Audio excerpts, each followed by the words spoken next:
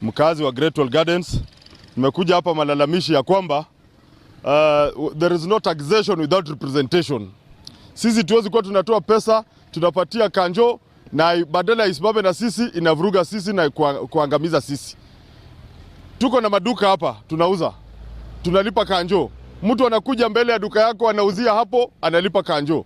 So mimi mwenye nalipa rent na huyu mwenye alipi rent, nani mwenye anafanya kazi halali? We've come and cried over and over again to the municipal council in Mavoko here.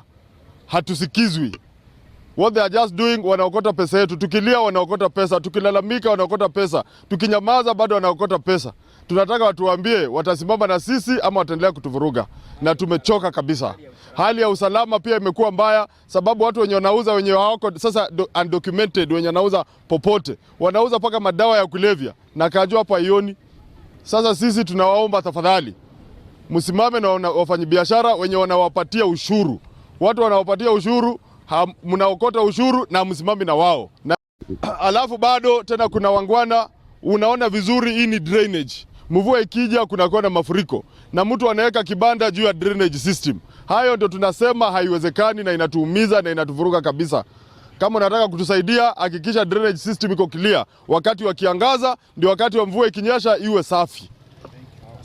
I'm a business owner here at Great Wall Gardens, and yeah, this is a real concern that the crop up of unregulated kiosks along the roads which compete unfairly to the businesses that own commercial spaces here, like in the mall and the other commercial spaces around Great Wall, which actually pay the standard rent rates.